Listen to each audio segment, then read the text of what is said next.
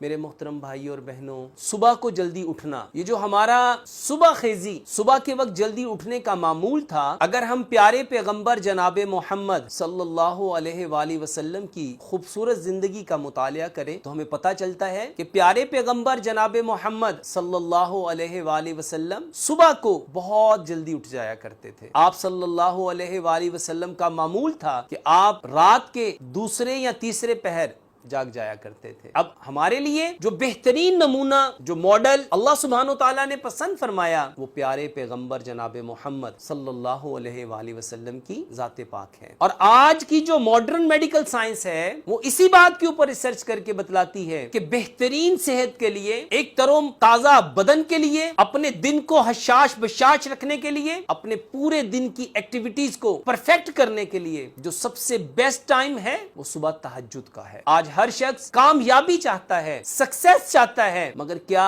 ہم میں سے کوئی دنیا کے جتنے سکسیسفل پرسن ہیں ان کی صبح اٹھنے کی جو ٹائمنگ ہے اس کے بارے میں اویئرنس رکھتا ہے؟ کیا ہم لوگ جانتے ہیں کہ جو کامیاب لوگ تھے ان کا صبح اٹھنے کا وقت کیا تھا، ان کا اٹھنے کا انداز کیا تھا، اور ان کا اٹھنے کے بعد معمولات زندگی کیا تھا؟ صبح کے وقت جلدی اٹھنا، جلدی جاگنا اللہ سبحانہ تعالیٰ کو کتنا پسند ہے؟ صبح کے وقت اللہ سبحانہ تعالیٰ آسمان دنیا پہ آ جاتے ہیں، اللہ کا عرش اس دنیا کے آسمان پہ آ جاتا ہے، اللہ اعلان کرتے ہیں، صدا کرتے ہیں کہ ہے کوئی بخشش مانگنے والا، اس کو بخشش دی جائے، ہے کوئی عزت مانگنے والا، اس کو عزت دی جائے، ہے کوئی شہرت مانگنے والا، اس کو شہرت دی جائے، ہے کوئی دولت مانگنے والا، کوئی مال مانگنے والا، جو تمہاری ضروریات ہیں اللہ سبحانہ وتعالی اس وقت صدائیں بلند فرماتے ہیں کہ کوئی ہدایت لینے والا، کوئی کامیابی لینے والا، اس وقت اللہ سبحانہ وتعالی اپنے پورے عرش کے ساتھ آسمان دنیا پہ ہوتے ہیں۔ اور اس وقت جو شخص اٹھے گا وہ نہ صرف اپنی حاجات کو، اپنی تمناؤں کو، اپنی آرزوؤں کو، اپنی حسرتوں کو، اپنی دعاؤں کو پورا کروائے گا، بلکہ اس کے ساتھ ساتھ وہ اپنے بدن کی جتنی نیڈ ہے اور اس کے بدن کے جتنے سسٹم ہیں وہ اپنے ایک ایک سسٹم کے لیے صبح صبح انرجی کلیکٹ کرے گا۔ وہ صبح صبح اللہ سبحانہ تعالیٰ کے خزانوں سے اپنے لیے صحت کو، سکون کو، چین کو، آرام کو، راحت کو، تسکین کو، اطمینان کو، خوشی کو، کامیابی کو، کامرانی کو، صحت کو، تندرستی کو اپنے دامن میں بھرے گا۔ میرے محترم بھائی اور بہنوں، صبح کا اٹھنا اپنے لیے، اپنے بچوں کے لیے، اپنے گھر والوں کے لیے، اپنے دوست احباب کے لیے معمول بنائیے کہ صبح کا اٹھنا، اور خاص طور پہ تہجد کے وقت کا اٹھنا، میرے محترم بھائی اور بہنوں، ہمارے بدن کے اعتبار سے اور ہماری روح کے اعتبار سے، ہماری دنیا کے اعتبار سے، ہماری آخرت کے اعتبار سے ایسی سکسیس اور ایسی یونیک کوالٹیز لے کے آیا ہے، اگر آپ اس کو لفظوں میں ایکسپلین کرنا چاہیں گے تو بلیو می آپ نہیں کر سکتے۔ پوری دنیا میں اس وقت صبح کے وقت جو اٹھنا ہے اس پہ ریسرچ ہو رہی ہے کہ صبح کا اٹھنا ہمارے دماغ کے اوپر کیا اثرات مرتب کرتا ہے، ہماری سوچ پہ کیا اثرات مرتب کرتا ہے، ہماری صحت پہ کیا اثرات مرتب کرتا ہے، ہمارے بدن کے اوپر اس کے کیا اثرات مرتب کرتا ہے، ہمارے کردار پہ اس کے کیا اثرات مرتب ہوتے ہیں، اور ہمارے جتنے وائٹل آرگن ہیں اور ہماری باڈی میں جتنے سسٹم چل رہے ہیں اس پہ کیا کیا اثرات مرتب ہوتے ہیں۔ آج پوری دنیا ان چیزوں پہ حیرت زدہ ہو رہی ہے کہ وہ خوبصورت طرز زندگی جس کو 1442 سال پہلے پیارے پیغمبر جناب محمد صلی اللہ علیہ وآلہ وسلم نے پریکٹیکلی کر کے دکھایا، فران کی چوٹیوں میں، ان کالے سنگلاخ پہاڑوں میں آپ صلی اللہ علیہ وآلہ وسلم نے تہجد کے وقت اٹھ کے بیت اللہ میں آ کے لمبے قیام کر کے، لمبے رکوع کر کے، لمبے سجدے کر کے، مسجد نبوی کے اندر تہجد کے وقت آپ صلی اللہ علیہ وآلہ وسلم نے پریکٹیکلی دکھلا کے ہمیں بتلا دیا کہ یہ پروسیس آپ لوگوں کے لیے فزیکلی طور پہ بھی، سائیکولوجیکلی طور پہ بھی اور اسپرچول بھی آپ کو کیا کیا بینیفٹس پرووائڈ کرتا ہے۔ میرے محترم بھائی اور بہنوں، صبح کا اٹھنا نہ صرف ہماری جلد کو تر و تازگی دیتا ہے، ہمارے چہرے کی فیئرنس کو، چہرے کے شادابی کو، چہرے کے گلو کو، چہرے کے گلیمر کو نہ صرف بڑھاتا ہے بلکہ ہماری سکن کو حشاش بشاش رکھتا ہے، ہمارے خون کو پیوریفائی کرتا ہے، ہمارے خون کے اندر جو شیطان گردش کر رہا ہے اس کو کمزور کرتا ہے، اس کو بے بس مجبور لاچار کرتا ہے۔ میرے محترم بھائی اور بہنوں، اس کے ساتھ ساتھ ہمارے بدن کو صبح کا اٹھنا صحت تندرستی مہیا کرتا ہے۔ صبح کا اٹھنا میرے محترم بھائی اور بہنوں اس پورے یونیورسل میں، کیونکہ رات کو جو شبنم پڑی ہوتی ہیں، جو اللہ سبحانہ تعالیٰ کے عرش سے وہ اوس کے ننھے شبنم کے قطرے اپنے ساتھ، جنہوں نے اس معاشرے کے اندر پھیلی ہوئی آلودگیوں کو، پالوشنز کو، گندگیوں کو زمین بوس کیا ہوتا ہے۔ صبح کے وقت درختوں سے نکلنے والی فریش آکسیجن نہ صرف ہمارے زندگیوں کو مہکاتی ہیں، ہمارے بدنوں کو تر و تازہ کرتی ہیں, ہمارے جسم کی نیڈ کو پورا کرتی ہیں, بلکہ میرے محترم بھائی اور بہنوں اس وقت جب ابر اتنا صاف شفاف ہوتا ہے, فضا اتنی معطر ہوتی ہے, چاروں طرف ٹھنڈی ہوا, بھینی خوشبو, میرے محترم بھائیوں ہمارے بدن کو, ہمارے روح کو, ہمارے من کو وہ تسکین, وہ سکون, وہ راحت, ہماری آنکھوں کو وہ تر و تازگی مہیا کرتی ہیں جو نہ صرف ہماری بیماریوں کو دور کرتی ہیں بلکہ اس کے ساتھ ساتھ ہمارے دلوں کو قرار دینے میں, ہمارے دلوں کو سکون دینے میں, ہمارے دلوں کو چین دینے میں ایک بہترین اللہ سبحانہ و تعالیٰ کا انعام, ایک بہترین اللہ سبحانہ و تعالیٰ کی طرف سے ہمارے لیے نعمت, اور ایک اللہ سبحانہ و تعالیٰ کی طرف سے بہترین وہ گفٹ ہے جو اللہ سبحانہ و تعالیٰ ہمیں جنت کے تحفوں میں سے ایک تحفہ صبح صادق کے وقت,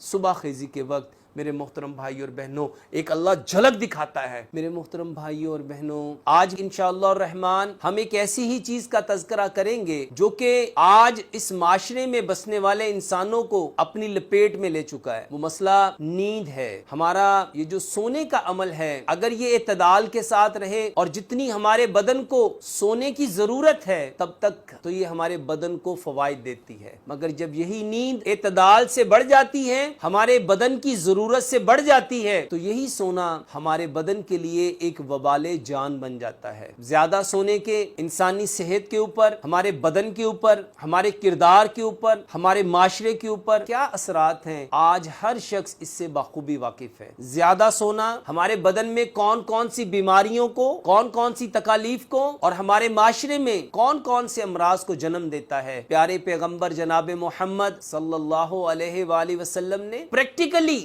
ہر چیز کے اوپر عمل کر کے اس کائنات کے اندر بسنے والے انسانوں کے لیے یہ پیغام پہنچایا کہ کھانے کے اعتبار سے, پینے کے اعتبار سے اور سونے کے اعتبار سے اور بولنے کے اعتبار سے, دیکھنے کے اعتبار سے, حتیٰ کہ اس کائنات کے اندر جتنی چیزیں ہم 24 گھنٹے کرتے ہیں آپ صلی اللہ علیہ وآلہ وسلم نے عمل کر کے ہمیں ایک ایک چیز کے بارے میں رہنمائی فرمائی. انسانی بدن کو کتنی نیند چاہیے اور نیند کی کوالٹی کیا ہونی چاہیے اور نیند کا وقت کیا ہونا چاہیے, ان تمام چیزوں کے بارے میں پیارے پیغمبر جناب محمد صلی اللہ علیہ وآلہ وسلم نے اپنی زندگی میں ہمیں واضح طور پہ بتلا دیا. اور آج کی ماڈرن میڈیکل سائنس آپ صلی اللہ علیہ وآلہ وسلم کی بتائی ہوئی اور اپنائی ہوئی باتوں پہ ریسرچ کر کے آج جتنے سلیپ ڈس آرڈرز ہیں, آج جتنے نیند سے ریلیونٹ مسائل ہیں, آج لوگوں کی بے خوابی کی جو وجوہات ہیں اس کے بارے میں بالکل وہی باتیں جو 1442 سال پہلے پیارے پیغمبر جناب محمد صلی اللہ علیہ وآلہ وسلم نے ارشاد فرمائی, آج سائنس اسی کو پروو کر رہی ہے. ہر انسان کی نیند کا پیٹرن ڈیفرنٹ ہے. ہر انسان کو سونے کے لیے ایک سازگار ماحول چاہیے, اس کو سونے کے لیے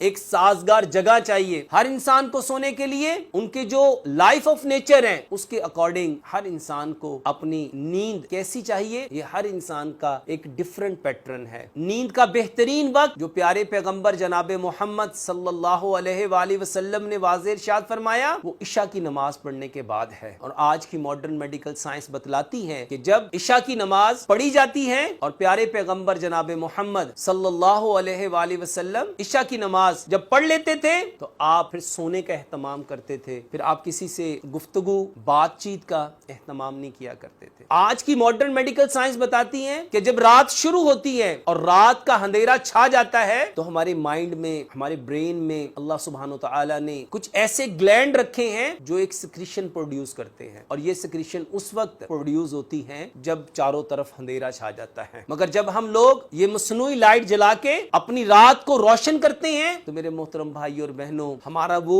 گلینڈ اس سیکریشن کو پروڈیوس کرنا بند کر دیتا ہے. یہی سبب ہے کہ جب رات ہوتی ہے تو اس میں یہ جو مصنوعی لائٹ جلائی جاتی ہیں یہ نہ صرف ہماری آنکھوں کی بینائی کو خراب کرتی ہیں بلکہ ہماری یادداشت کو بھی ختم کرتی ہیں. اسی طرح جو لوگ رات گئے تک جاگتے رہتے ہیں تو وہ انہی مصنوعی روشنیوں کا سہارا لیتے ہیں. اور یہ لائٹ, یہ مصنوعی روشنیاں نہ صرف ہماری آنکھوں کی جو ایک نیچرل سٹرکچر پہ بنائی گئی ساخت ہے نہ صرف اس کو متاثر کرتی ہیں بلکہ ہماری بینائی کو کمزور کرتی ہیں، ہماری قریب اور دور کی نظر کو متاثر کرتی ہیں، ہماری آنکھوں میں یہ دھندلا پن آنا، یہ جالا آنا، ہماری آنکھوں میں پیدا ہونے والے یہ جو انکاؤنٹیبل پرابلمز، اس کے پیچھے ایک بہت بڑا فیکٹر رات کو یہ جو مصنوعی لائٹ جلائی جاتی ہیں، یہ جو LCD لائٹ، LED لائٹ، یہ مصنوعی روشنیاں ہیں۔ اس کے ساتھ ساتھ ہماری جو یادداشت ہے اس میں بھی یہ روشنیاں، یہ مصنوعی روشنیاں جس کو ہم لوگوں نے اپنی راتوں کو روشن کرنے کے لیے، اپنی تاریکیوں کو